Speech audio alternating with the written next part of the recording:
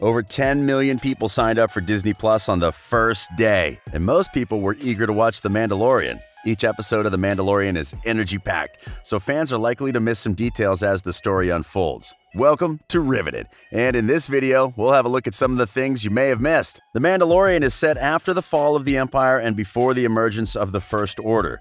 They follow the travails of a lone gunfighter in the outer reaches of the galaxy far from the authority of the New Republic.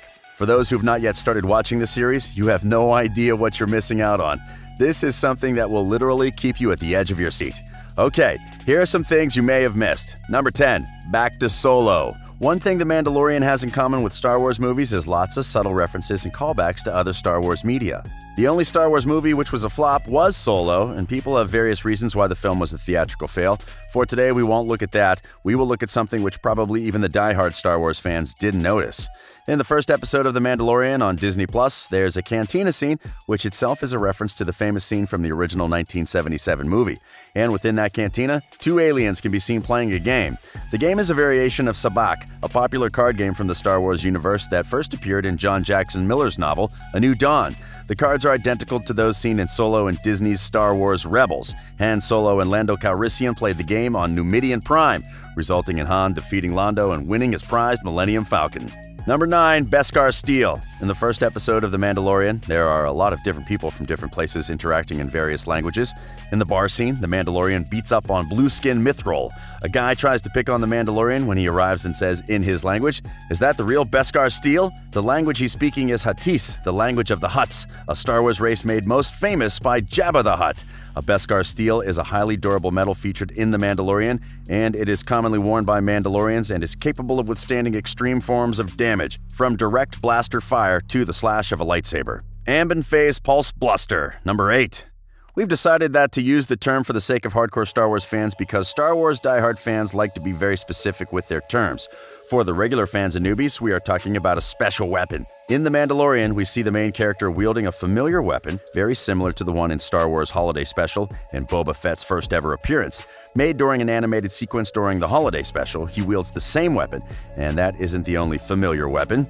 During Mandalorian's battle with a Mudhorn, he also fires a small flamethrower mounted on his arm. It's a ZX miniature flame projector, and it's apparently standard issue bounty hunter gear, as both Jango Fett and Boba Fett have been spotted with one in various Star Wars media. Number 7, Jon Favreau? Jon Favreau did not direct the series, but he produced and wrote the story. Well, it looks like he was given another role to play in the development of the franchise. Actor Tate Fletcher plays the role of the large commando character in the episode and also played the goon in the cantina in the opening scene of the first episode.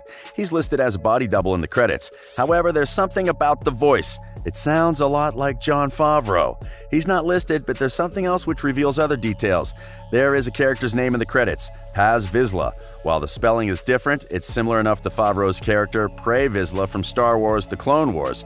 Pre Vizsla was a member of Death Watch, a splintered Mandalorian group after pacifists took over the Mandalore government. Let's just say he was trying to make a clever cameo.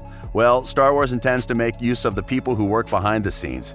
Toward the end of the first episode, the main character joins force with the bounty hunter droid IG-11, who happens to be voiced by Thor, Ragnarok director Taika Waititi. Number 6, Alien Alert. The series is evidently full of aliens, and we are yet to see the last of them.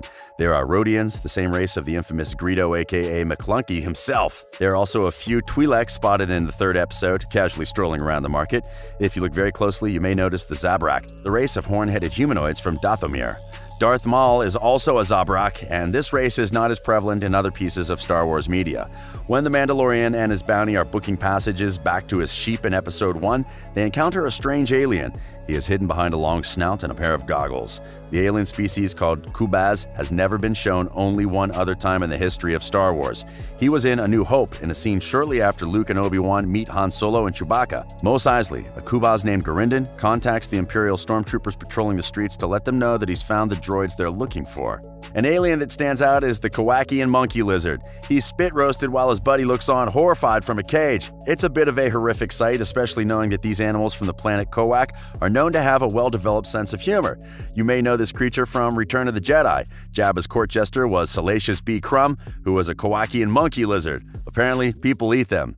Rest in peace, Salacious B. Crumb. Ice Cream Maker, number 5. Star Wars is very notorious for including weird objects and creatures in their franchises. One of the more odd bits came in Star Wars The Empire Strikes Back when a random character later named Wilro Hood ran through the background while carrying what looked to be an ice cream maker. It's white, about the size of an ice cream maker, and is outfitted with a central cylinder like one would find in an ice cream maker. There's even a recurring Running of the Hoods event at Star Wars Celebration, where fans dress up like Wilro and run through the convention center carrying ice cream makers. The device is also visible in the 3rd chapter of the series. It can be opened with a key code, and the sides open up to reveal that it is protecting valuable contents within. Wow, the most trusted device in Star Wars is an ice cream maker. Whoops, a Camptono, as they call it. Still on devices, in the first episode, the Mandalorian walks through a marketplace. One of the objects he walks by is some kind of red and white R5 droid. It looks an awful lot like that red and white R5-D4 drone from Star Wars A New Hope, the one with an explosively lousy motivator. Number 4, the Trade Federation. In Episode 3 of the series, there's a flashback which also contains something hidden. Viewers get a glimpse of the attacking army, and it's revealed to be the super battle droids and attack ships of the Trade Federation. These forces were the primary antagonists in the prequel trilogy, proving to be formidable threats in Star Wars Revenge of the Sith. In that flashback, neither the Mandalorian nor his parents are wearing the iconic armors that the other characters have in the series. Since the Trade Federation was disbanded by the time the Galactic Empire took power, it's likely that the Imperial Army is responsible for the purge that is mentioned in the series, as it is their signal that brands the Beskar steel. Number 3, Life Day. In the flashback, the Mandalorian and his parents are all dressed in red robes, and the Star Wars Holiday Special demonstrated is the traditional garb of Life Day. They also face an attack from battle droids while wearing those clothes, which means that the strike was basically carried out on Christmas. Another reference for the special day is made in the series. After the Mandalorian captures the Mithril, the prisoner says he was hoping for a Life Day to go home to his family.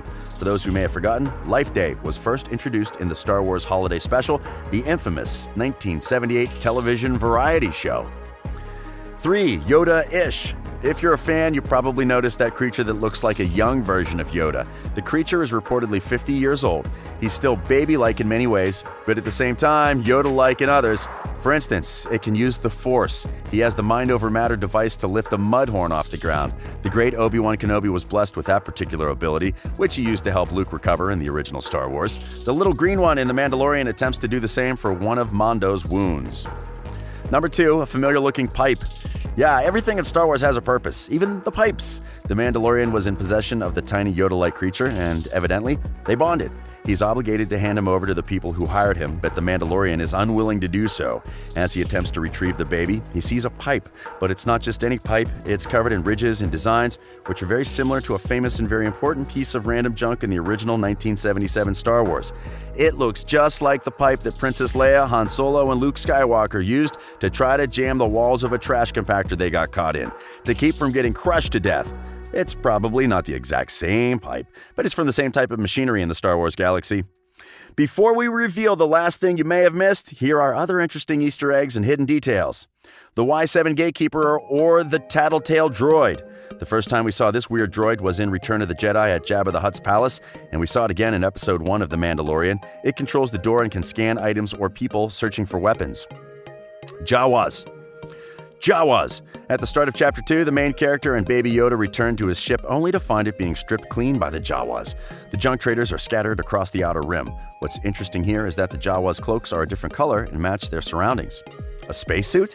For a very brief moment, we see a creature in an Enviro suit walking through the town, and suits are not very common in the Star Wars galaxy. There are many reasons why this creature may need to wear one, from what it breathes to the toxicity of the air to air pressure. No eating. Mandalorians are separated by clans. Some clans, like Clan Wren, have no problem taking off their helmets. For instance, Sabine Wren in Rebels. Others, like the Mandons, never take off their helmets, and they are very loyal to their traditions. We have no idea how they eat, but if you spot one grabbing a bite to eat, please let us know. And number 1, breaking down the Mandalorian color code. A green helmet means duty. The red on the visor means honoring a parent. The Mandalorians are children whose parents were killed during the Imperial invasion of Mandalore, so expect to see these colors often throughout the series. There's a Mandalorian who wears a blue armor to mean he's reliable. The question is, reliable to who or what? Well, the answer to that is simple. He's loyal to his tribe and puts them above everything else. The blacksmith wears a gold helmet. This symbolizes vengeance. Considering how loyal she is to the cause, it's probably vengeance against the Empire. You don't want to mess with the blacksmith. And did you notice the phrase which the Mandalorians repeat in the series? This is the way. It definitely means a lot to them, and we will be learning more about the way as the series continues. Another new addition fans are curious about is the Purge. After a mention in Episode 1, we get more talk of the mysterious Mandalorian Purge in Episode 3, referred to as the Great Purge. Another new addition to the Star Wars universe is the use of bounty pucks, a holographic device used by bounty hunters like the Mandalorian to track their commissions. We are surprised the pucks are only making their first appearance now, but that just goes to show how much of the Star Wars universe remains unexplored.